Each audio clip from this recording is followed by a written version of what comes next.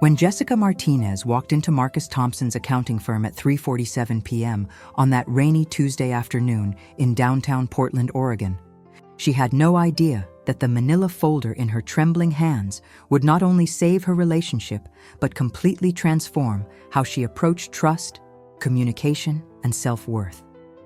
What happened next changed everything, turning what could have been the end of her love story into the beginning of the most honest relationship she'd ever experienced. But let's go back to where it all started. Because this story isn't just about exposing lies or confronting an ex-boyfriend who couldn't let go. It's about a 28-year-old marketing coordinator from Seattle who discovered that sometimes the biggest battles we fight aren't with other people, but with our own insecurities and the voices in our heads telling us we don't deserve happiness. Jessica had always been the type of person who avoided confrontation at all costs. Standing 5 feet 4 inches tall with shoulder-length auburn hair and green eyes that seemed to apologize before she even spoke, she had spent most of her adult life believing that keeping the peace was more important than standing up for herself. She worked at a mid-sized marketing agency in Capitol Hill, lived in a cozy one-bedroom apartment with her rescue cat, Oliver, and had spent the last 2 years healing from what she thought was the worst relationship of her life. That relationship was with Derek Chen, a 31-year-old software engineer who had slowly but systematically convinced Jessica that she wasn't smart enough, attractive enough, or worthy enough of real love. For 18 months, Derek had isolated her from friends, criticized her appearance, and made her feel like she should be grateful that anyone would want to be with her at all. When she finally found the courage to leave him in March of 2023, she thought her nightmare was over. She had no idea it was just beginning. By January of 2024, Jessica had started dating again. She met Marcus Thompson through a mutual friend at a coffee shop in Pike Place Market, and for the first time in years, she felt like she could breathe around a man. Marcus, a 30-year-old certified public accountant with kind brown eyes and a smile that made her feel safe, was everything Derek wasn't. He listened when she spoke, encouraged her dreams of starting her own marketing consultancy, and never once made her feel like she had to earn his affection. Their relationship progressed naturally over 6 months. Marcus would surprise her with thoughtful gestures, like bringing her favorite lavender latte when she had difficult days at work. He remembered details about her family, supported her decision to adopt a second rescue cat, and most importantly, he made her laugh in a way she had forgotten was possible. For the first time since leaving Derek, Jessica started to believe that maybe she did deserve to be happy. That's when Derek decided he wasn't ready to let her go. If you're enjoying this story of transformation and overcoming manipulation, please take a moment to subscribe to our channel and hit that like button. Your support helps us share more inspiring stories like Jessica's, and I'd love to hear in the comments if you've ever had to deal with someone trying to sabotage your happiness. Life had finally found its rhythm for Jessica Martinez in the spring of 2024. Every morning, she would wake up in her Capitol Hill apartment to the sound of her 2 rescue cats, Oliver and Luna, demanding breakfast. She'd brew her coffee in the French press Marcus had given her for her birthday, check her phone for his customary "Good morning, beautiful" text, and head to Hartwell & Associates Marketing, where she had recently been promoted to Senior Marketing Coordinator. The promotion came with a 15% salary increase and her own small office with a window overlooking the bustling streets of downtown Seattle. Jessica had been working on a campaign for a local sustainable clothing brand, and for the first time in her professional life, she felt confident presenting her ideas in client meetings. Her boss, Sarah Hartwell, had even mentioned the possibility of Jessica leading her own team by the end of the year. "You've really come into your own these past few months," Sarah had told her during their weekly one-on-one meeting in early June. "There's something different about your energy. You're more assertive, more creative. Whatever you're doing, keep it up." Jessica knew exactly what she was doing differently. For the first time in years, she was in a relationship that made her feel supported rather than diminished. Marcus would often work late at his accounting firm, Thompson & Associates, which he had started with his business partner 2 years earlier. But no matter how busy his day was, he would always call her during her lunch break just to check in. "How's the sustainable fashion campaign going?"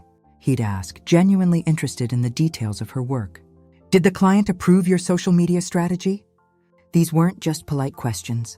Marcus would remember the specifics of what she told him and follow up days later. When Jessica had been nervous about presenting to a particularly difficult client, Marcus had sent her a care package with her favorite Earl Grey tea and a handwritten note that said, "You've got this. Jess, trust yourself the way I trust you." Their relationship had a comfortable predictability that Jessica had never experienced before. Saturday mornings meant farmers' market visits and cooking breakfast together in Marcus's Fremont apartment. Sunday afternoons were for hiking the trails around Lake Washington or browsing bookstores in University District. Tuesday nights were their designated date nights, usually involving trying new restaurants or attending events at local art galleries. Marcus lived in a 2-bedroom craftsman-style apartment that he'd decorated with vintage furniture and plants that somehow always stayed alive under his care. Jessica loved the warmth of his space, so different from the sterile, modern aesthetic Derek had insisted on maintaining. Marcus's apartment felt like a home, filled with books on finance and photography, a guitar he was learning to play, and pictures of his family scattered throughout. Jessica had met Marcus's family during a barbecue at his parents' house in Ballard in April.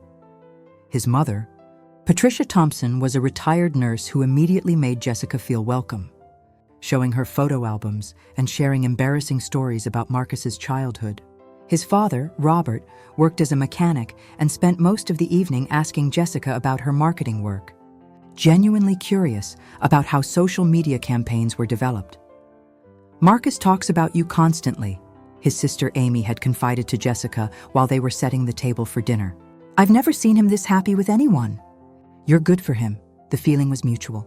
Jessica had always been a person who worried about everything, who lay awake at night replaying conversations and analyzing every interaction for signs that people were disappointed in her. With Marcus, those anxious thoughts had gradually faded. She slept better, laughed more easily, and had even started sharing her ideas more confidently at work.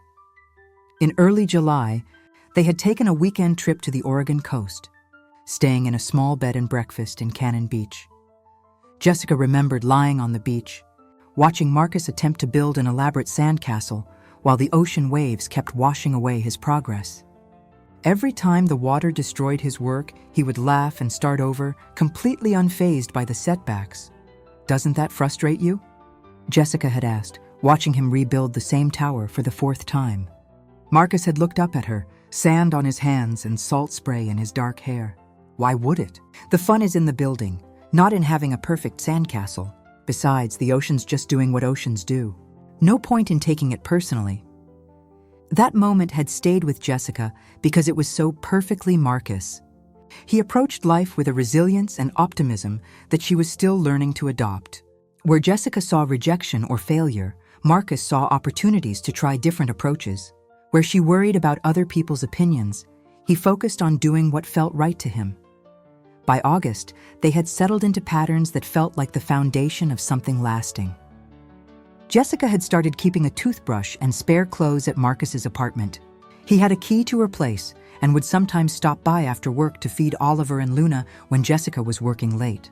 They talked about taking a vacation together in the fall, maybe visiting Marcus's college friend who had moved to Denver. Jessica's friends had noticed the change in her, too. Her best friend from college, Maria Santos, who worked as a nurse at Seattle Children's Hospital, had commented during their monthly dinner at their favorite Thai restaurant that Jessica seemed lighter than she had in years. "Remember how you used to apologize for everything?" Maria had said, twirling pad thai around her fork. "You'd apologize for ordering first, for taking up too much space at the table, for talking about your day. You don't do that anymore. You know that, right?" Jessica hadn't realized it, but Maria was right. The constant stream of apologies that had defined her communication style during and after her relationship with Derek had gradually disappeared. She was learning to take up space without feeling guilty about it. At work, this newfound confidence was translating into better presentations and stronger client relationships. Jessica had started speaking up more in team meetings, offering creative solutions and pushing back when she disagreed with strategies. Her campaign for the sustainable clothing brand had been so successful that the client had referred 2 new businesses to Hartwell and Associates, specifically requesting to work with Jessica. "I think you should start thinking about what you want your career to look like in 5 years," Sarah Hartwell had told her during their August review meeting. "You have the skills to run your own agency if that's something you're interested in pursuing." The idea of starting her own marketing consultancy, which had seemed impossible during her relationship with Derek, was beginning to feel achievable. Jessica had started researching business licenses and networking with other entrepreneurs in the Seattle marketing community. Marcus encouraged these ambitions, offering to help her understand the financial aspects of starting a business and connecting her with some of his small business clients who might need marketing services. Everything in Jessica's life was finally aligned. Her career was thriving, her relationship was healthy and supportive, and for the first time since college, she was making decisions based on what she wanted rather than what would avoid conflict or please other people. She had even started therapy with Dr. Rachel Kim, a counselor in Ballard who specialized in helping people recover from emotionally abusive relationships. "You've made remarkable progress," Dr. Kim had told her during a session in late August. "When you first came to see me 6 months ago, you couldn't make eye contact when you talked about your goals.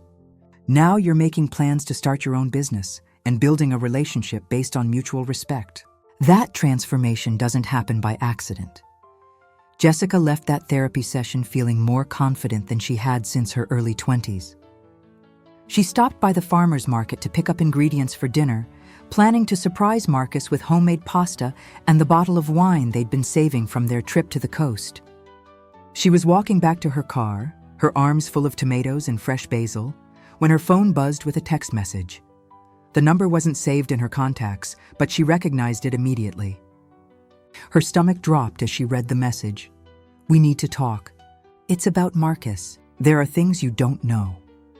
Derek Chen hadn't contacted her in over a year, not since she'd blocked his number and refused to respond to his attempts to reach out through social media. Jessica stood frozen in the parking lot of the farmer's market, her hands shaking as she stared at the screen. She had been so focused on building her new life that she had almost convinced herself that Derek had moved on too. But now, with just 11 words on her phone screen, all the progress she had made started to feel fragile. The confidence she had built over the past 6 months wavered as familiar doubts crept back into her mind. What if Derek knew something about Marcus that she didn't? What if her happiness had been built on lies? What if she really wasn't worthy of the love she thought she had found? Jessica deleted the message without responding, but the damage was already done. That night, as she cooked dinner for Marcus, she found herself analyzing his every word and gesture, looking for signs that he was hiding something from her. When he complimented her pasta, she wondered if he was just being polite. When he kissed her goodnight, she questioned whether he really meant it. The seeds of doubt that Derek had planted with a single text message were beginning to grow, and Jessica had no idea that this was just the beginning of a campaign designed to destroy everything she had worked so hard to build. The messages started arriving 3 days after Derek's initial text, each one carefully timed to maximize their psychological impact. The first came on a Thursday morning, while Jessica was presenting her quarterly marketing results to the senior leadership team at Hartwell and Associates. Her phone, which she had silenced for the meeting, lit up with a notification just as she was explaining the ROI metrics for her sustainable fashion campaign. She glanced down reflexively and saw Derek's name on her lock screen with a preview that made her blood run cold. Ask Marcus about his ex-girlfriend Sarah and why she really moved to Portland. Jessica's concentration shattered mid-sentence. She stumbled through the rest of her presentation, her mind racing as she tried to process what Derek could possibly know about Marcus's past relationships. After the meeting, she rushed to the bathroom and read the full message, which included specific details about Marcus's previous girlfriend, including her last name, her job at a marketing firm in Portland, and the fact that she had moved there suddenly in February, just 1 month before Jessica and Marcus met. How could Derek possibly know these details about Marcus's life? Jessica had never told him Marcus's last name, where he worked, or anything about his past relationships. The only way Derek could have this information was if he had been actively investigating Marcus, which was both terrifying and completely in character for the controlling behavior she remembered. That evening, Jessica sat in her car outside Marcus's apartment building for 20 minutes before finally going inside. She had rehearsed what she wanted to say, how she would casually bring up his ex-girlfriend Sarah and gauge his reaction. But when Marcus greeted her with his usual warm smile and the smell of dinner cooking in the kitchen, all her planned questions evaporated. "You look stressed," Marcus said, wrapping his arms around her. "Rough day at work?" Jessica almost broke down right then and told him everything, but something held her back. Maybe pride or fear, or the insidious voice in her head that sounded suspiciously like Derek's old criticisms.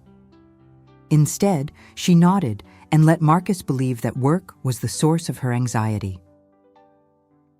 The second message arrived on Saturday morning while Jessica was at yoga class. This time, Derek had included screenshots of what appeared to be social media posts from Marcus's ex-girlfriend Sarah, showing her at various Portland locations with captions that suggested she had left Seattle to escape a difficult situation. One post, dated in early February, simply said, "Sometimes the hardest part of loving someone is knowing when to walk away for your own well-being." Jessica stared at the screenshots during the final relaxation pose, her heart pounding so loudly she was sure the other yoga students could hear it. The posts looked authentic, complete with timestamps and comments from mutual friends. But why was Derek showing her these? What was he trying to prove? The third message came on Sunday evening, just as Jessica and Marcus were settling in to watch a movie. Her phone buzzed with a text that made her excuse herself to the bathroom, where she read Derek's longest message yet. "I know you think I'm trying to hurt you, but I'm actually trying to protect you. Marcus isn't who you think he is. Sarah tried to warn people before she left, but no one believed her. I have more proof if you're ready to see it. You deserve to know the truth." Jessica splashed cold water on her face and looked at herself in Marcus's bathroom mirror. The woman staring back at her looked pale and frightened, nothing like the confident person who had been making plans to start her own business just days earlier. Derek was successfully doing exactly what he had done throughout their relationship, making her question her own judgment and instincts. When she returned to the living room, Marcus paused the movie and studied her face. "Jess, what's going on? You've been distracted all weekend. Did I do something wrong?" The genuine concern in his voice almost broke her resolve to handle this on her own. But instead of telling him about Derek's messages, Jessica heard herself saying, "Tell me about Sarah, your ex-girlfriend who moved to Portland." Marcus's expression shifted from concern to confusion. "Sarah, why are you asking about Sarah?" I realized I don't know much about your past relationships. It seems like something we should talk about, don't you think?" Marcus muted the television and turned to face her completely. "Okay, sure. Sarah and I dated for about 8 months last year. She's a good person, but we weren't compatible long-term. She got a job opportunity in Portland and decided to take it. We ended things amicably. There's not much more to tell." His answer was straightforward and calm, but Jessica found herself analyzing every word, looking for inconsistencies or signs that he was hiding something. "Why weren't you compatible?" "Different life goals, mostly. She wanted to move somewhere with more opportunities in her field. I'm committed to building my business here in Seattle. We both knew it wasn't going to work out long-term, so we ended things before it got messy." Marcus reached for Jessica's hand. "Why are you asking about this now? Are you worried about something?" Jessica wanted to tell him everything, to show him Derek's messages and ask for his help in dealing with her ex-boyfriend's manipulation. But Derek's words echoed in her mind. "You deserve to know the truth." What if there was more to the story? What if Marcus was minimizing what had happened with Sarah?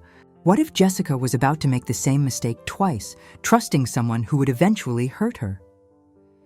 "I'm just curious," she said, hating herself for the lie.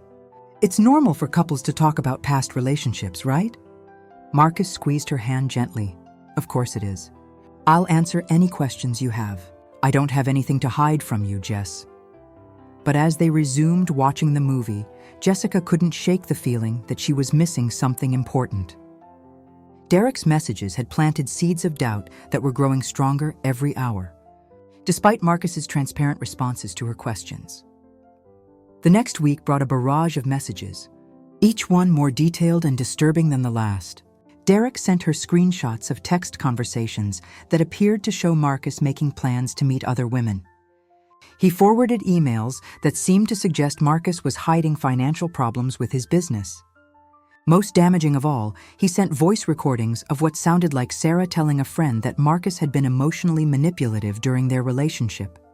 Jessica knew she should block Derek's number and tell Marcus what was happening. She knew this was exactly the kind of psychological warfare that had defined their relationship. But the evidence Derek was providing seemed so detailed, so specific, that a part of her began to wonder if she was being naive about Marcus. The doubt affected everything. Jessica second-guessed Marcus's compliments, wondering if he was love-bombing her the way Derek had in the early stages of their relationship. She analyzed his text messages for hidden meanings and started paying obsessive attention to how he interacted with other women when they were out together. At work, Jessica's performance began to suffer as she spent increasingly long periods checking her phone for new messages from Derek and researching ways to verify the information he was sending her. She made mistakes on client campaigns that she would never have made a month earlier and found herself unable to concentrate during meetings. "Are you okay?" Maria asked during their monthly dinner, which Jessica had almost canceled. "You seem really anxious lately." Jessica wanted to confide in her best friend, but she was too embarrassed to admit that she was letting her ex-boyfriend manipulate her again. Instead, she blamed work stress and changed the subject, adding another lie to the growing pile of deception that was consuming her life. The breaking point came on a Wednesday evening in early September. Jessica had been at Marcus's apartment, trying to act normal while internally spiraling about Derek's latest message, which claimed that Marcus was still in contact with Sarah and planning to visit her in Portland. When Marcus's phone buzzed with a text message, Jessica felt her heart race. "Who's texting you so late?" she asked, trying to keep her voice casual. Marcus glanced at his phone. "My sister. She wants to know if we're coming to dinner on Sunday." He showed Jessica the screen without hesitation, and she could see that it was indeed a message from Amy. But instead of feeling relieved, Jessica realized she had been hoping to catch him in a lie. The recognition that she was actively looking for evidence of betrayal made her feel sick with shame. "I should go home," she said abruptly, gathering her things. "What? Why? We were going to watch that documentary about the national parks. I have an early meeting tomorrow. I need to prepare." Marcus walked her to the door, his confusion evident. "Jess, are you sure everything's okay? You've seemed really distant lately. If I've done something to upset you, I wish you'd tell me instead of pulling away." Standing in his doorway, looking at his concerned face and knowing that he deserved so much better than the suspicion and dishonesty she was bringing to their relationship, Jessica almost told him everything. But Derek's voice was louder than her own instincts, reminding her that she had trusted before and been betrayed, warning her that Marcus was probably just a better liar than Derek had been. "Everything's fine," she said, adding another brick to the wall she was building between them. "I'll call you tomorrow." But she didn't call him the next day or the day after that. Instead, Jessica retreated into herself, spending her evenings obsessively analyzing Derek's messages and searching social media for any trace of the evidence he claimed to have. She was losing weight, sleeping poorly, and snapping at her coworkers over minor issues. Sarah Hartwell called her into a private meeting on Friday afternoon. "Jessica, I'm concerned about you. Your work has been inconsistent this week, and several clients have mentioned that you seem distracted during calls. What's going on?" Faced with the possibility of losing the job that had given her so much confidence, Jessica broke down and told her boss a version of the truth. She explained that she was dealing with harassment from an ex-boyfriend, but left out the details about Marcus and the growing crisis in her current relationship.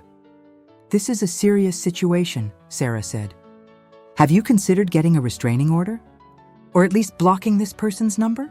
Jessica nodded, promising to take action, but she knew she wouldn't. Some twisted part of her needed to see what other evidence Derek would present. She was addicted to the drama and chaos, even as it destroyed everything good in her life. That weekend, Marcus tried calling several times. Jessica let the calls go to voicemail, then listened to his messages over and over, analyzing his tone for signs of deception or relief that she wasn't answering. "Hey, it's me. I'm worried about you. We haven't talked since Wednesday, and that's not like us. Please call me back when you get this. I love you, Jess." Even his expressions of love sounded suspect to her now. Was he really worried, or was he relieved to have space to pursue whatever Derek claimed he was pursuing? The healthy relationship that had taken months to build was crumbling under the weight of paranoia and manipulation, and Jessica felt powerless to stop the destruction. By Sunday evening, she had convinced herself that the best thing to do was to take a break from the relationship entirely. She would tell Marcus she needed space to figure things out, and during that time, she would investigate Derek's claims more thoroughly.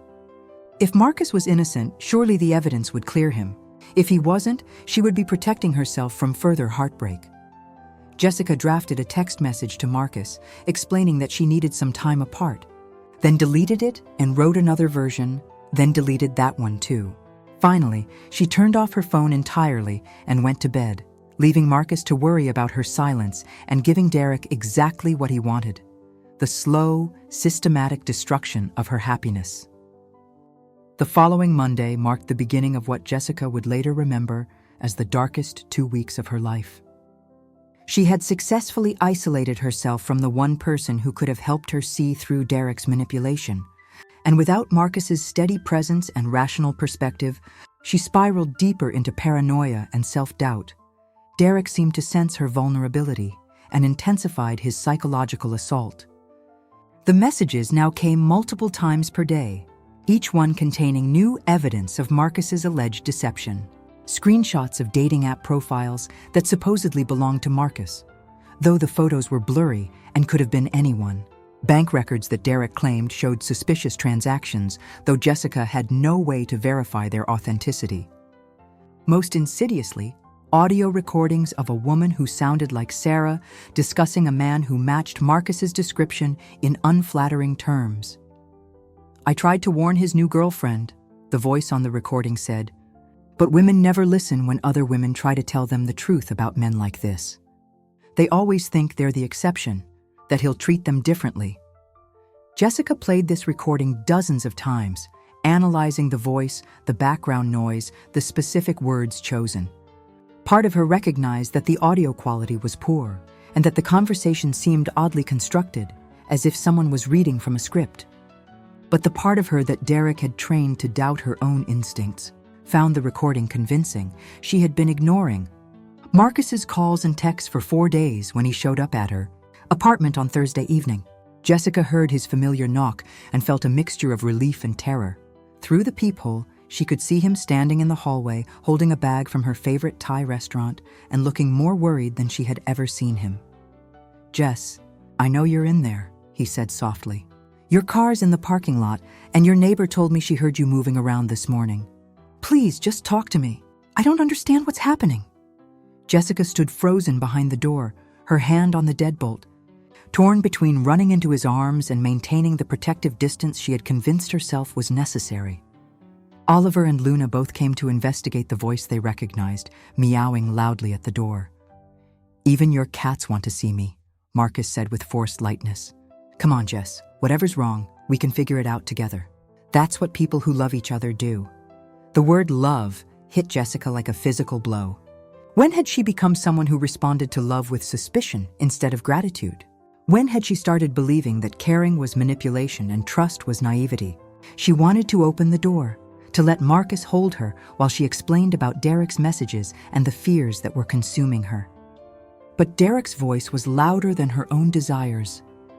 "He's only here because he knows you're onto him," Derek had texted her that afternoon. "Men like Marcus are experts at damage control. Don't let him charm his way out of this." Marcus waited outside her door for another 10 minutes, alternating between gentle pleading and concerned silence. Finally, Jessica heard him place something on the ground and walk away. When she was sure he was gone, she opened the door to find the bag of Thai food with a handwritten note. "I don't know what I did wrong, but I'm sorry." I love you too much to give up on us without understanding what happened. Please call me when you're ready to talk.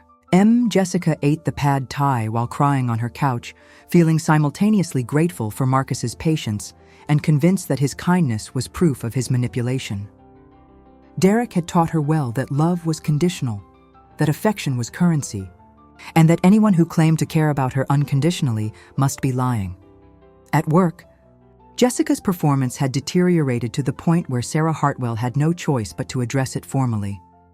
During a private meeting on Friday, Sarah placed Jessica on a performance improvement plan and strongly suggested she take advantage of the company's employee assistance program to get counseling. I don't know what's going on in your personal life, Sarah said, but it's affecting your work, your relationships with clients, and your colleagues' ability to depend on you. You have 60 days to show significant improvement, or we'll have to discuss other options. The threat of losing her job should have been a wake-up call, but Jessica was too deep in her spiral to respond rationally. Instead of seeing this as a consequence of letting Derek manipulate her, she saw it as further evidence that her entire life was built on unstable foundations. If she couldn't trust Marcus, and now she was failing at work, maybe Derek was right that she was fundamentally flawed and unworthy of good things. That weekend, Jessica made the mistake of trying to investigate Derek's claims on her own. She created fake social media profiles to search for information about Marcus and his ex-girlfriend Sarah. She drove by his apartment and his office, looking for signs of the deception Derek insisted was happening. She even went so far as to call Thompson and Associates and asked to speak with Marcus, hanging up when his business partner answered and said Marcus was with a client. The amateur detective work yielded nothing concrete, but fed her paranoia. When she couldn't find evidence of wrongdoing, Derek was ready with explanations. Marcus was careful, Derek claimed.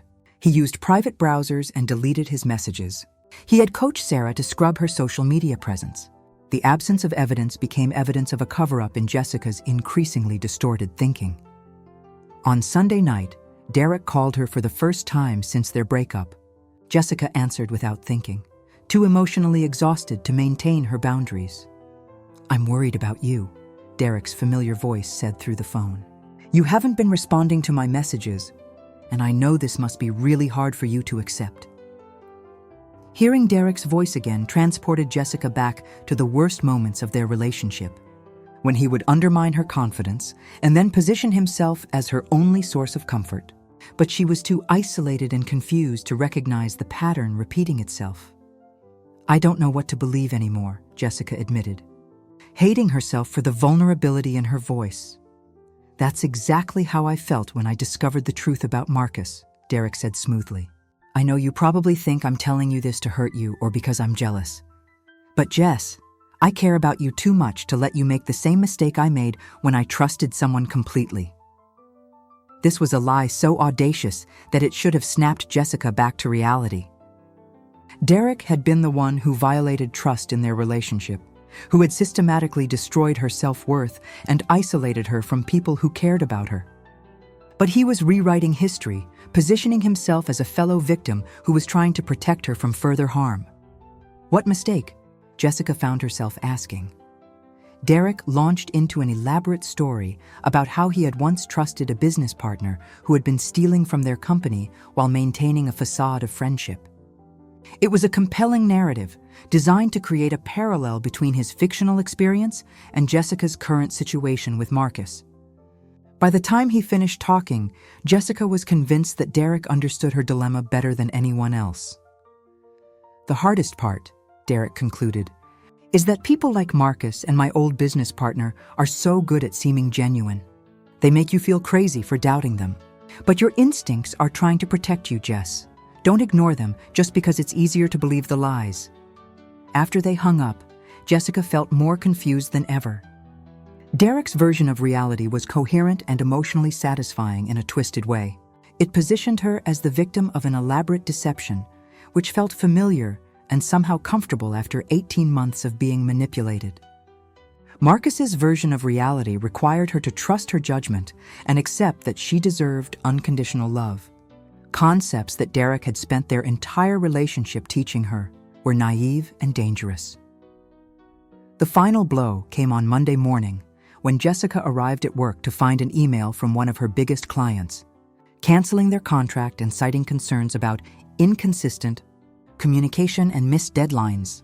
The sustainable fashion brand that had been so impressed with her work just months earlier was taking their business elsewhere, and Jessica knew it was entirely her fault. She sat in her office staring at the cancellation email, finally understanding the full scope of what she had lost. Her relationship with Marcus was deteriorating. Her career was in jeopardy, and she was more isolated and miserable than she had been even at the worst points of her relationship with Derek. The man who had spent 18 months convincing her she was worthless had successfully infiltrated her new life and was destroying it from within. But instead of recognizing Derek's manipulation for what it was, Jessica blamed herself for being too trusting, too naive, too fundamentally flawed to maintain healthy relationships or professional success. She had internalized Derek's criticism so completely that even when he was actively sabotaging her life, she saw his actions as confirmation of her own inadequacy rather than evidence of his cruelty. That evening, Jessica sat on her living room floor surrounded by printouts of Derek's messages, screenshots of his evidence, and notes she had made while trying to verify his claims. Oliver and Luna watched from the couch as their human fell apart, unable to understand why the woman who had been so much happier in recent months was now crying, constantly and barely eating. Jessica looked at herself in the reflection of her dark television screen and barely recognized the person staring back. The confident woman who had been making plans to start her own business was gone, replaced by someone who looked hollow and defeated. She thought about Marcus, probably sitting in his apartment wondering what he had done wrong, and felt a mixture of longing and terror at the thought of reaching out to him. What if Derek was right and Marcus really was manipulating her? But what if Derek was lying and she was destroying the best relationship she had ever had based on fabricated evidence? The uncertainty was paralyzing, and Jessica realized she had been so focused on trying to determine who was telling the truth that she had stopped trusting the one person whose opinion should matter most: herself. But trusting herself required believing that she deserved love, respect, and honesty from the people in her life. And after 18 months with Derek, followed by a week of his psychological warfare, that belief felt as fragile as spun glass. Jessica fell asleep on her living room floor that night, surrounded by evidence of her own self-destruction, convinced that she was fundamentally broken and destined to hurt everyone who tried to love her. The breakthrough came from the most unexpected source: Jessica's elderly neighbor, Mrs. Patricia Gonzalez, who lived in the apartment directly below hers.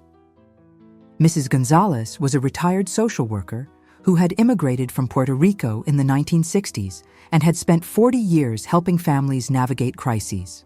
She had a gift for seeing through people's facades and a directness that came from decades of dealing with manipulative behavior in professional settings. On Tuesday morning, as Jessica was leaving for work after another sleepless night, she encountered Mrs. Gonzalez checking her mail in the lobby. The older woman took one look at Jessica's hollow cheeks and dark circles and decided to intervene. "Mija, you look terrible," Mrs. Gonzalez said without preamble. "Come have coffee with me, now." Jessica started to decline, but Mrs. Gonzalez was already heading toward her apartment with the expectation that Jessica would follow. Something about the woman's no-nonsense authority reminded Jessica of her grandmother, and she found herself complying without further protest. Mrs. Gonzalez's apartment was filled with family photos, vibrant artwork, and the comforting smell of café con leche. She gestured for Jessica to sit at her small kitchen table while she prepared coffee with the efficiency of someone who had performed this ritual thousands of times. "So," Mrs. Gonzalez said, setting a steaming mug in front of Jessica, "tell me about this man who's been making you cry every night for the past week." Jessica nearly choked on her coffee. "I haven't been crying every night. Mia, I've been a social worker for 40 years. I know the sound of heartbreak through thin walls. Plus, that handsome young man with the kind eyes has been leaving food outside your door every day. He sits in the hallway for 20 minutes each time, hoping you'll come out. If he's the problem, I'll call the police. If he's not the problem, you need to tell me what is." The combination of Mrs. Gonzalez's matter-of-fact tone and genuine concern broke through Jessica's defenses. Before she knew it, she was telling her neighbor everything. About Derek's manipulation during their relationship. About meeting Marcus and feeling happy for the first time in years. About the messages that had started arriving and the evidence that had convinced her that her new boyfriend was deceiving her. Mrs. Gonzalez listened without interruption, occasionally nodding or making small sounds of understanding. When Jessica finished her story, the older woman was quiet for a long moment, staring into her coffee cup. "Jessica," she finally said, "I want you to listen to me very carefully. In my 40 years of working with families, I've seen this exact pattern dozens of times. What you're describing isn't about Marcus at all. It's about a man who can't accept that he lost control over you. So he's trying to destroy anything that makes you happy. But the evidence Derek sent me can all be faked," Mrs. Gonzalez interrupted firmly. "Voice recordings, screenshots, fake social media profiles. There are people who make money helping stalkers create convincing fake evidence. The question isn't whether Derek's evidence looks real. The question is why you're more willing to believe a man who spent 18 months tearing you down than a man who spent 6 months building you up." The words hit Jessica like a physical blow. She had been so focused on analyzing Derek's evidence that she hadn't stopped to consider the source. Why was she giving credibility to someone who had systematically destroyed her self-worth while questioning the motives of someone who had consistently supported her growth? "Derek told me that Marcus was manipulating me," Jessica said weakly. "And what has Marcus actually done to manipulate you? Has he tried to isolate you from friends? Has he criticized your appearance or intelligence? Has he made you feel like you should be grateful for his attention?" Jessica realized she couldn't answer yes to any of those questions. Marcus had encouraged her friendships, celebrated her professional successes, and consistently treated her as an equal partner. The only person who had exhibited manipulative behavior was Derek, both in their past relationship and in his current campaign to sabotage her happiness. "I think I've made a terrible mistake," Jessica whispered. Mrs. Gonzalez reached across the table and patted Jessica's hand. "Mistakes can be fixed, Mija. But first, you need to stop letting that man poison your mind. Block his number, delete his messages, and remember who you were before he started trying to tear you down again." Jessica left Mrs. Gonzalez's apartment with a clarity she hadn't felt in weeks. She called in sick to work and spent the morning methodically deleting every message Derek had sent her. With each deletion, she felt a little more like herself again. She realized that she had been living in Derek's version of reality for 2 weeks, interpreting everything through the lens of suspicion and fear he had constructed for her. But clarity also brought shame. How could she have doubted Marcus so easily? How could she have let Derek manipulate her again after everything she had learned about his tactics? The woman who had been confident enough to consider starting her own business had crumbled at the first sign of conflict, reverting to the insecure, paranoid person Derek had trained her to be. That afternoon, Jessica made a decision that would change everything. Instead of continuing to investigate Derek's claims or trying to handle the situation on her own, she was going to do something she had never done before. She was going to trust someone else completely. She was going to tell Marcus everything and let him help her figure out how to respond. But first, she needed to understand exactly what Derek had been doing. Jessica spent several hours researching the tactics used by abusive ex-partners to sabotage new relationships. What she found was horrifying in its familiarity. Every strategy Derek had employed was documented in articles about stalking and psychological abuse. The fake evidence, the timing of messages to maximize emotional impact, the way he positioned himself as a concerned friend rather than a jealous ex-boyfriend. It was all textbook manipulation. Jessica also discovered that many of Derek's evidence contained telltale signs of fabrication. The timestamps on screenshots were inconsistent. The audio quality of recordings suggested they had been heavily edited, and several of the social media profiles he had referenced had been created recently with very little authentic activity. Most importantly, Jessica realized that Derek had never provided any evidence that could be independently verified. He hadn't given her Sarah's contact information so she could speak to Marcus's ex-girlfriend directly. He hadn't provided specific details about Marcus's alleged financial problems that Jessica could check through public records. Everything Derek claimed to know was conveniently unverifiable, which was exactly how manipulators operated. Armed with this new understanding, Jessica finally called Marcus. His phone rang 4 times before he answered, and she could hear the surprise and relief in his voice when he realized it was her. "Jess? Are you okay? I've been worried sick about you." "I'm okay," Jessica said, though her voice was shaking. "Marcus, I need to see you. There's something I need to tell you, and I need to apologize for something terrible I've done." "You don't need to apologize for anything," Marcus said immediately. "Whatever's been going on, we can work through it together. Do you want me to come over? Actually, I think I need to come to you. Is that okay?" "Of course. I'll be here." As Jessica drove to Marcus's apartment, she felt a mixture of terror and anticipation. She was about to confess that she had doubted him based on lies from her ex-boyfriend, that she had analyzed his every word and action for signs of deception, and that she had been too ashamed to ask for his help when she needed it most. There was a chance that Marcus would be hurt or angry, that the damage to their relationship would be irreparable. But there was also a chance that Mrs. Gonzalez was right, that Jessica had been so conditioned to expect betrayal that she couldn't recognize genuine love when it was offered to her. Maybe Marcus really was the kind and honest man he appeared to be. Maybe she really did deserve to be happy. Maybe trust wasn't naivety, but wisdom. Jessica parked outside Marcus's apartment and sat in her car for a few minutes, gathering her courage. Through his living room window, she could see him moving around inside, probably tidying up or preparing coffee the way he always did when she was coming over. The simple domesticity of the scene made her realize how much she had missed him, not just his presence, but the peace she felt when they were together. She thought about the woman she had been 6 months ago, terrified of trusting anyone after Derek's systematic demolition of her self-worth. She thought about the woman she had become with Marcus's support, confident enough to ask for a promotion and dream about starting her own business. And she thought about the woman she had been for the past 2 weeks, paranoid and suspicious and slowly destroying everything good in her life. Which version of herself was real? The answer, Jessica realized, was all of them. She was capable of growth and regression, of wisdom and foolishness, of love and fear. But she got to choose which version of herself she wanted to be moving forward. Jessica took a deep breath, got out of her car, and walked to Marcus's door. When he opened it, the look of pure relief on his face nearly broke her heart.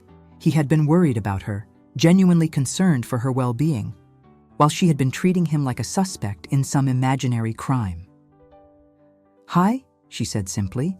"Hi yourself," Marcus replied, stepping aside to let her in. "I made coffee, and I got more of that Thai food you like, just in case you were hungry." The casual kindness of the gesture, the way he had prepared for her visit without knowing why she was coming or what she wanted to discuss, reminded Jessica of why she had fallen in love with him in the first place. Marcus didn't perform caring as a manipulation tactic. He simply cared, consistently and without conditions. "Marcus," Jessica said, settling onto his couch while he brought her coffee, "I need to tell you something that's going to be hard to hear. And then I need to ask for your help with something that should have been our problem all along. Not just mine." Marcus sat down beside her, close enough to offer comfort, but far enough away to give her space to speak. "I'm listening." Jessica took a deep breath and began to tell the story of the past 2 weeks, starting with Derek's first message and ending with her conversation with Mrs. Gonzalez that morning. She showed Marcus some of the fake evidence Derek had sent her, explaining how each piece had contributed to her growing paranoia and self-doubt. As she spoke, Jessica watched Marcus's face carefully, looking for signs of anger or hurt or betrayal. Instead, she saw something she hadn't expected: understanding. Marcus listened to her confession with the same patient attention he had always given her, occasionally asking clarifying questions, but never interrupting or judging. When Jessica finished her story, Marcus was quiet for a long moment. Then he reached for her hand and said the words that would stay with her for the rest of her life. "I'm so sorry that happened to you. No one should have to deal with that kind of manipulation, especially not someone as caring and trusting as you are. Jessica started crying then, not from sadness, but from relief. She had expected Marcus to be angry that she had doubted him, to feel betrayed by her lack of trust. Instead, he was focusing on how Derek's behavior had affected her, treating her as the victim of manipulation rather than as someone who had failed to trust appropriately. "I should have told you what was happening from the beginning," Jessica said through her tears. "I should have trusted you instead of letting him get into my head." "Maybe," Marcus said gently, "but you were dealing with someone who spent 18 months training you not to trust your own judgment. It makes perfect sense that you would struggle with knowing who to believe. The important thing is that you figured it out and you're here now."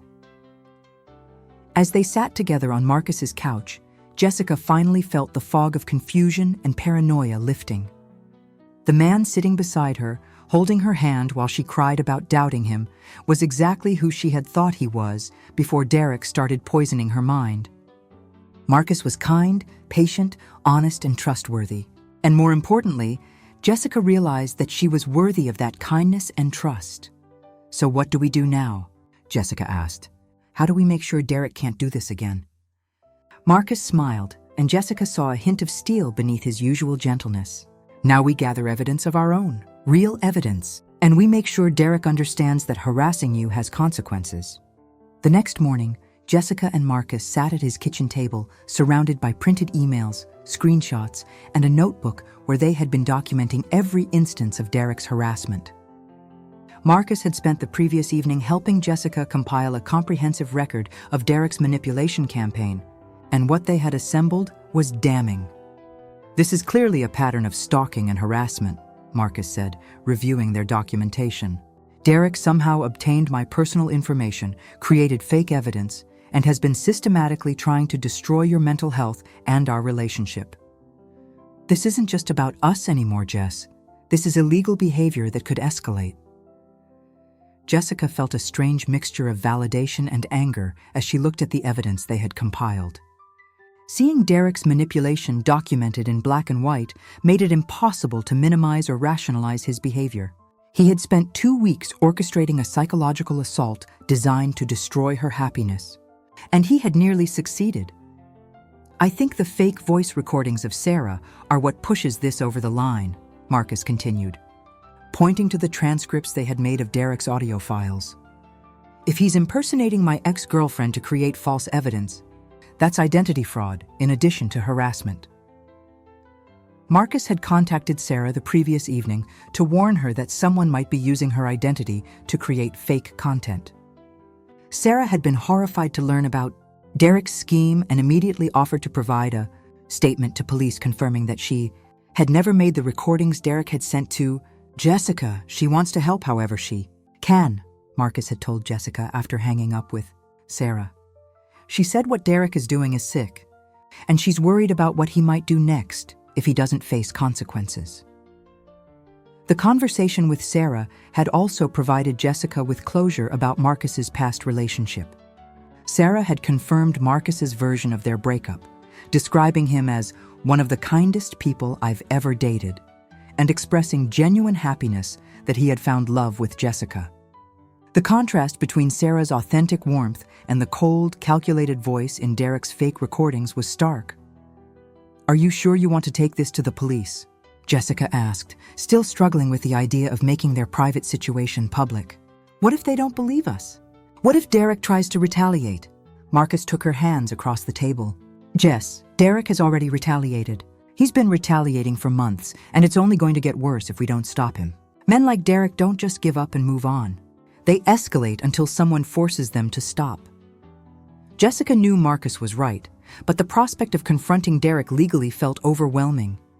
She had spent so much of her life avoiding conflict that the idea of actively challenging someone who had hurt her seemed almost impossible. "What if I'm not strong enough to see this through?" Jessica asked quietly. "Then I'll be strong enough for both of us," Marcus replied without hesitation. "And Mrs. Gonzalez will help. And Maria, and my family. And Sarah. You're not alone in this anymore, Jess. Derek wants you to think you are. But you have a whole network of people who care about you and want to help. That afternoon, they went to the Seattle Police Department to file a formal complaint. Detective Sarah Kim, who specialized in stalking and harassment cases, listened to their story with the professional sympathy of someone who had heard similar accounts many times before. This is a textbook case of intimate partner stalking. Detective Kim explained as she reviewed their documentation. The ex-partner who can't accept the end of the relationship, the escalating harassment, the attempt to sabotage new relationships. We see this pattern frequently. The good news is that you've documented everything thoroughly, which makes our job much easier. Detective Kim explained that Derek's behavior constituted multiple criminal violations, including stalking, harassment, and potentially identity fraud. She warned them that the legal process would take time and that Derek might escalate his behavior before it got better. But she assured them that the police took these cases seriously. The most important thing is to cut off all contact with him, Detective Kim advised. Don't respond to his messages, don't engage with his fake evidence, and document everything he does going forward. We'll be issuing a no-contact order, and any violation of that order will result in immediate arrest. Walking out of the police station, Jessica felt something she hadn't experienced in years, the sense that someone was protecting her rather than threatening her. For 18 months, Derek had convinced her that she was powerless against his manipulation.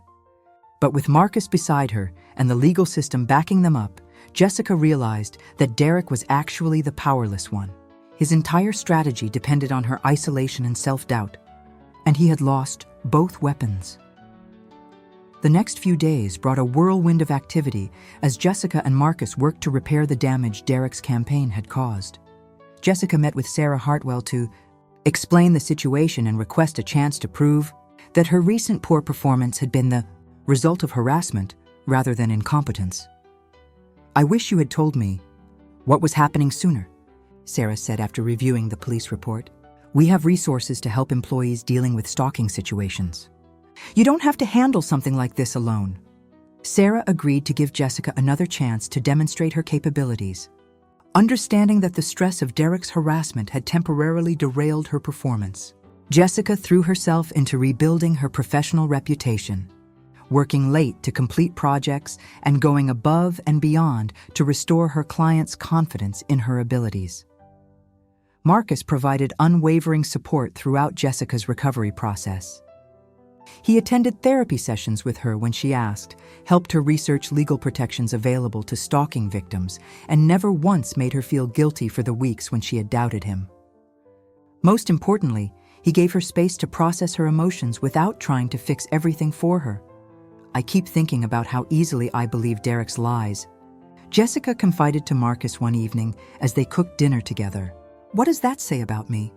About my judgment? It says that you're a normal person who was systematically manipulated by someone who studied your vulnerabilities for 18 months, Marcus replied. Chopping vegetables with the methodical precision he brought to everything, Derek knew exactly what buttons to push because he installed those buttons. The fact that you eventually saw through his manipulation says everything about your strength and intelligence. Dr. Rachel Kim, Jessica's therapist, helped her understand that Derek's successful manipulation wasn't a reflection of her weakness, but evidence of his calculating cruelty. Abusers are experts at exploiting the trauma they created, Dr. Kim explained during one of their sessions. Derek spent your entire relationship teaching you not to trust yourself. So of course it was difficult to trust yourself when he started his harassment campaign. The breakthrough in Jessica's healing came when she realized that her response to Derek's manipulation, the doubt, the paranoia, the self-isolation, had been a rational reaction to an irrational situation. She wasn't broken or naive. She was a trauma survivor who had responded predictably to a carefully orchestrated psychological attack. 3 weeks after filing the police report, Detective Kim called with news that Derek had been arrested for violating the no-contact order. He had created yet another fake social media profile to send Jessica threatening messages, apparently unable to accept that his manipulation campaign had failed. He's being charged with stalking, Harassment and violation of a protection order, Detective Kim explained. Given his behavior pattern and the evidence you provided, the prosecutor is confident we can get a conviction. Derek is going to face real consequences for what he's done to you. Jessica felt a complex mixture of relief, sadness, and closure when she learned about Derek's arrest. She was glad that he would face legal consequences for his behavior, but she also felt sorry for the man who was so controlled by his need to control others that he couldn't stop even when it meant destroying his own life. Do you think he'll actually learn from this? Jessica asked Marcus that evening. Honestly? Probably not, Marcus replied. People like Derek usually see themselves as victims even when they're facing consequences for their own actions. But that's not your responsibility anymore, Jess.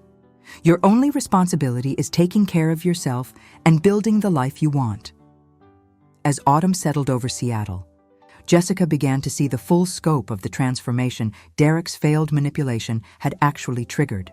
Instead of destroying her relationship with Marcus, the crisis had deepened their bond and taught them both how to support each other through serious challenges.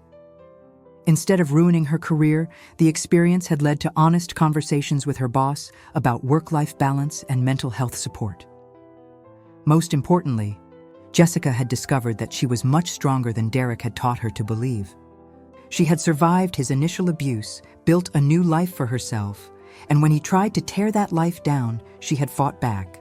The woman who had once been too intimidated to speak up in meetings was now considering starting her own marketing consultancy, confident in her abilities and supported by people who believed in her.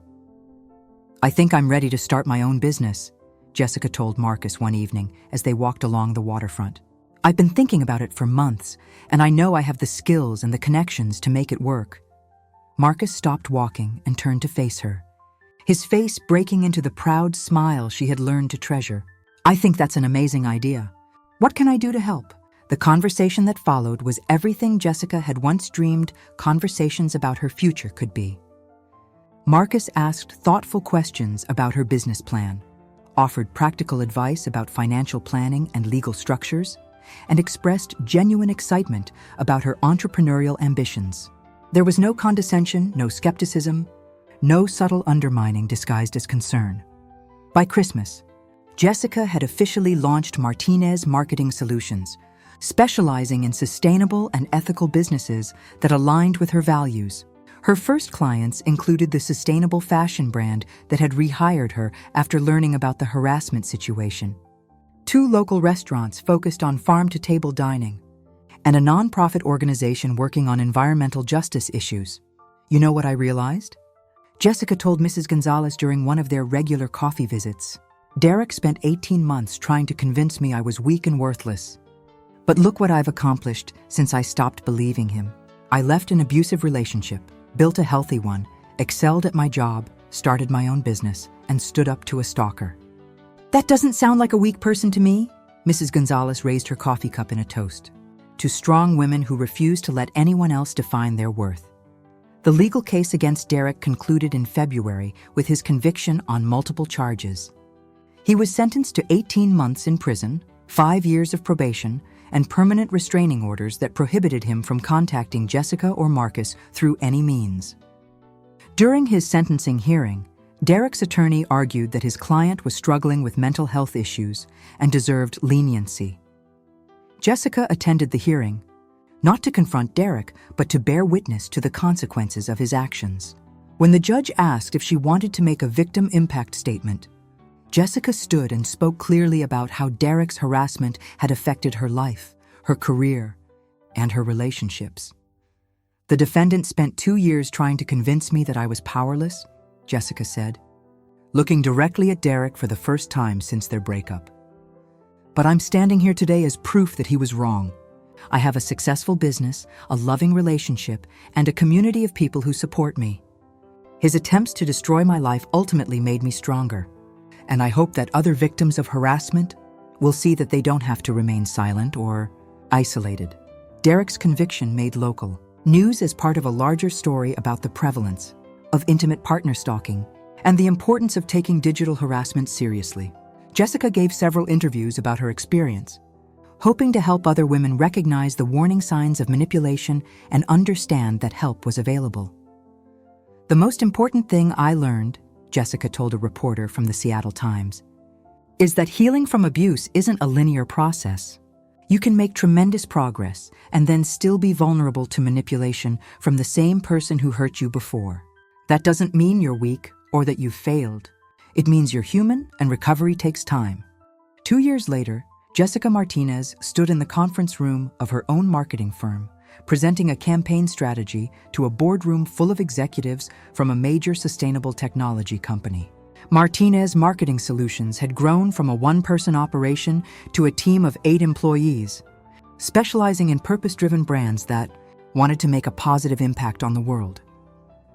"Our research shows that consumers in the 25-40 demographic are willing to pay premium prices for products that align with their values," Jessica explained, clicking through slides that demonstrated her team's comprehensive market analysis. "But they can instantly detect when sustainability messaging is performative rather than authentic. Your company's genuine commitment to renewable energy gives us a foundation to build a campaign that will resonate deeply with your target audience."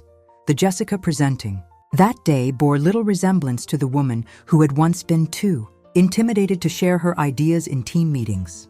She spoke with authority born of expertise and success, but also with the hard-won wisdom that came from surviving manipulation and choosing to build something meaningful from the wreckage. After the presentation, Jessica's business partner and lead strategist, Maria Santos, joined her for their weekly review meeting. Maria had left her nursing career 6 months earlier to join Jessica's growing company, bringing her analytical skills and passion for social justice to their mission of helping ethical businesses thrive. "That was incredible," Maria said, settling into the chair across from Jessica's desk. "You've come so far from the woman who used to apologize for having opinions. Do you remember what you were like when Derek was harassing you?" Jessica smiled, though the memory still carried some pain.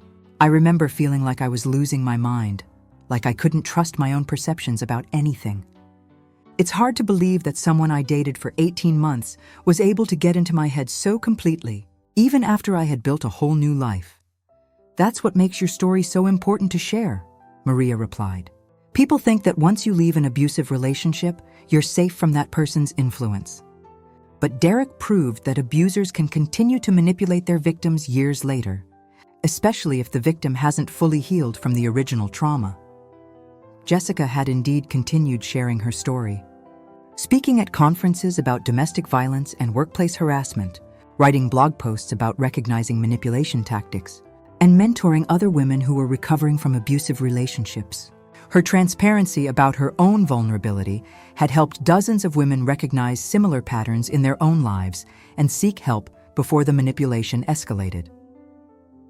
"The hardest part for me to accept," Jessica reflected, "was that I could be simultaneously strong enough to leave Derek and start my own business, but still vulnerable enough to be manipulated by him 2 years later. I thought healing was supposed to make me immune to his tactics.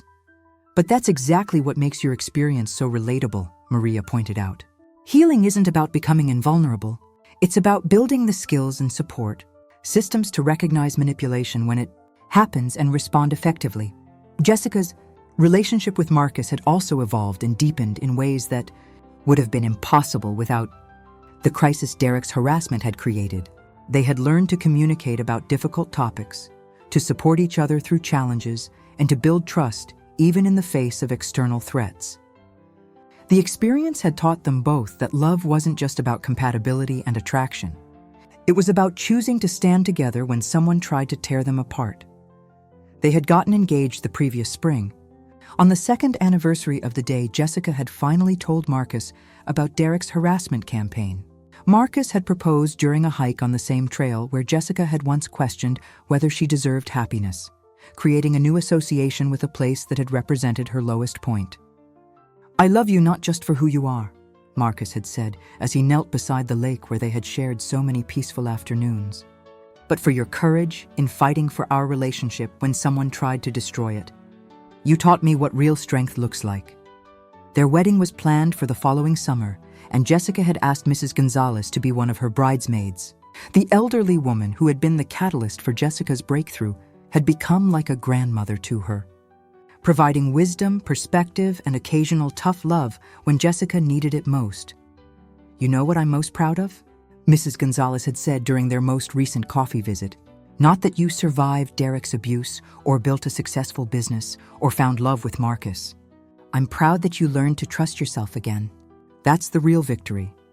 Jessica's therapy with Dr. Rachel Kim had evolved from crisis management to personal growth work. They now met monthly to discuss Jessica's ongoing healing journey and her development as a business leader and partner. Dr. Kim had helped Jessica understand that her experience with Derek, while traumatic, had also given her insights and resilience that she now used to help others. Trauma survivors often become the most effective advocates for other survivors. Dr. Kim had explained during one of their sessions, "Your ability to recognize manipulation, tactics, and understand the psychological impact of abuse makes you uniquely qualified to help other women navigate similar situations." The legal consequences Derek had faced had been significant, but not life-altering. He had served 14 months in prison before being released on probation, and the permanent restraining order meant that he could never legally contact Jessica or Marcus again.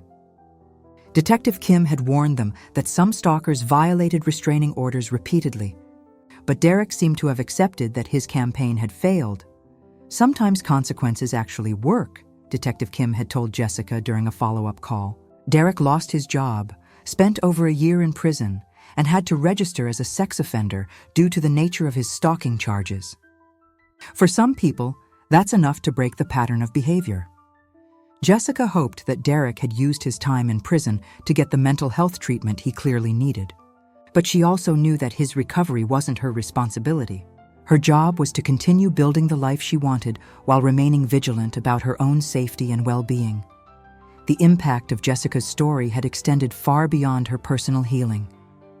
Her willingness to speak publicly about intimate partner stalking had contributed to increased awareness about the issue in the Seattle community. The marketing campaigns she had developed for domestic violence organizations had helped those nonprofits reach more victims and provide them with resources for safety and healing. "What you've accomplished in 2 years is remarkable," Sarah Hartwell had told Jessica during a recent lunch meeting. Sarah had become both a mentor and friend since Jessica had started her own business, often referring clients who needed specialized expertise in sustainable marketing. "You've taken the worst experience of your life and used it to create something meaningful for yourself and other people." But perhaps the most significant transformation in Jessica's life was the relationship she had developed with herself. The woman who had once believed she was fundamentally flawed and unworthy of love had learned to treat herself with the same compassion she offered to others. She had discovered that self-trust wasn't about being perfect or immune to manipulation. It was about believing in her ability to recognize problems and address them effectively. Jessica's morning routine now included meditation and journaling, practices that helped her stay connected to her own thoughts and feelings rather than getting swept up in other people's opinions or agendas. She had learned to notice when she was starting to doubt herself unnecessarily, and to pause and ask whether those doubts were based on evidence or old trauma responses. "The voice in my head used to sound like Derek," Jessica told a group of domestic violence survivors during a recent speaking engagement. "He had spent so long criticizing my decisions and questioning my perceptions that I internalized his voice as my own inner critic." Learning to distinguish between his voice and my actual intuition was one of the hardest parts of healing.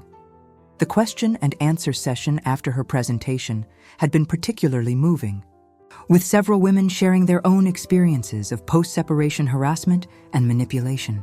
Jessica had been able to offer both practical advice about legal protections and emotional support about the healing process. One young woman had approached Jessica after the event with tears in her eyes. "I've been getting messages from my ex for 3 months, and I thought I was going crazy," she said. "Hearing your story made me realize that what's happening to me isn't normal, and I don't have to handle it alone." Moments like that reminded Jessica why sharing her story was important, even when it was difficult to relive painful memories. Her experience with Derek had taught her that abuse thrived in silence and isolation, But truth-telling and community could break the cycle of manipulation and control. As Jessica reflected on her journey from victim to survivor to advocate, she identified 5 key lessons that had emerged from her experience. First, healing from abuse is not a linear process, and temporary setbacks don't erase progress. Jessica had made tremendous growth after leaving Derek, but she was still vulnerable to his manipulation 2 years later. That vulnerability didn't mean she had failed to heal. It meant that recovery was an ongoing process that required continued attention and support. Second, abusers often escalate their tactics when their victims start to build independent, healthy lives. Derek's harassment campaign had begun just as Jessica was finding success in her career and happiness in her relationship with Marcus. This timing wasn't coincidental. Abusers frequently try to sabotage their victims' progress toward independence and self-worth. Third, manipulation works by exploiting existing insecurities and trauma responses. Derek's fake evidence had been effective because it played on Jessica's fears about being unworthy of love and her learned tendency to doubt her own perceptions. Understanding how her past trauma made her vulnerable to specific manipulation tactics had been crucial to her healing. Fourth, recovery requires both individual healing work and community support. Jessica's therapy with Dr. Kim had been essential, but equally important were her relationships with Marcus, Mrs. Gonzalez, Maria, and other people who believed in her worth and capabilities. No one heals in isolation, and survivors need multiple sources of validation and support. Finally, speaking truth about abuse and manipulation helps break the cycle for other victims. Jessica's willingness to share her story publicly had helped other women recognize similar patterns in their own lives and seek help. By refusing to remain silent about Derek's harassment, Jessica had transformed her painful experience into a source of healing for herself and others. Standing in her office 2 years after Derek's arrest, Jessica looked out the window at the Seattle skyline and felt a deep sense of gratitude for the journey that had brought her to this moment. She had survived manipulation, built a successful business, created meaningful relationships, and learned to trust herself again. The woman Derek had tried to convince was weak and worthless had become someone who helped other women recognize their own strength and value. Jessica's phone buzzed with a text from Marcus. "Can't wait to hear about your presentation today. Dinner tonight to celebrate? I'm thinking that new restaurant in Capitol Hill." She smiled as she typed back. "Perfect. I have so much to tell you." As she gathered her things to leave the office, Jessica reflected on how different her life might have been if she had given in to Derek's manipulation campaign. If she had believed his lies about Marcus, if she had isolated herself from the people who cared about her, if she had convinced herself that she didn't deserve happiness or success. The thought was sobering, but it also reinforced her commitment to continue sharing her story with women who might be facing similar challenges. The door to Jessica's office bore a small plaque that visitors often commented on. It read, "The most powerful thing you can do is trust yourself." Below that, in smaller text, was a quote that had become Jessica's personal motto. "Your past does not define your future, but your choices do." Walking to her car that evening, Jessica felt the same sense of possibility that had characterized the best moments of her relationship with Marcus, the same confidence that had driven her to start her own business, and the same determination that had helped her stand up to Derek's harassment. She had learned that happiness wasn't something she had to earn or defend. It was something she could choose, create, and protect. The most remarkable transformation wasn't that Jessica had survived Derek's manipulation or built a successful business or found lasting love. The most remarkable transformation was that she had learned to believe in her own worth, to trust her own judgment, and to build a life based on her values rather than her fears. As she drove home through the streets of Seattle, Jessica passed the coffee shop where she had first met Marcus, the farmer's market where she had received Derek's first threatening text, and the police station where she had filed the report that finally put an end to his harassment. Each location represented a different chapter in her story of transformation, reminding her how far she had traveled from the frightened, isolated woman she had been just 2 years earlier. Tonight, she would share dinner with the man who had stood by her through the darkest period of her life, who had shown her what healthy love looked like, and who continued to support her dreams and ambitions without trying to control or diminish them. They would talk about their upcoming wedding, about the new clients Jessica's company had signed that week, and about their plans for a future built on mutual respect and genuine partnership.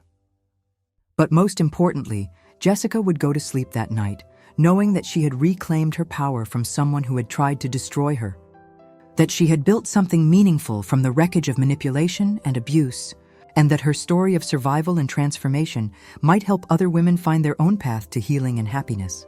The woman Derek Chen had spent 18 months trying to convince was worthless had become someone who helped other women recognize their own value. The victim he had tried to isolate and control had become an advocate who spoke truth about manipulation and abuse. The person he had attempted to sabotage had built a life so full of love, purpose, and success that his final desperate harassment campaign had only made her stronger. Jessica Martinez had learned the most important lesson of all, that no one else gets to define her worth, determine her future, or control her happiness. That power belonged to her alone, and she would never give it away again. If you've been inspired by Jessica's story of overcoming manipulation and building a life of purpose and love, please subscribe to our channel for more transformational stories. Like this video if Jessica's journey resonated with you, and share in the comments your own experiences of choosing trust over fear, or building something beautiful after surviving someone's attempt to tear you down. Your story matters, and your voice could be exactly what someone else needs to hear today. Remember, you are stronger than you know. You deserve to be happy, and your past does not define your future. The power to transform your life has always been within you.